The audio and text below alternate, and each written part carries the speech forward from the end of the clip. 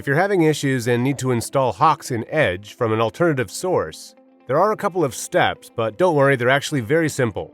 Just come to Hoxx.com, click Downloads, and come to the alternative download link for the Edge browser. It'll open in a new window. We'll come to Edge and grab the latest version here.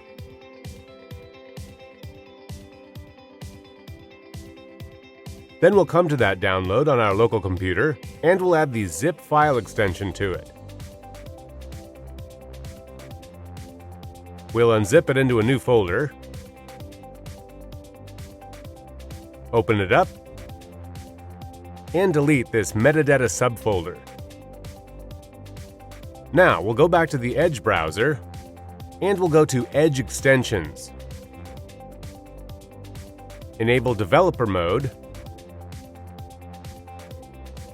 and click on Load Unpacked.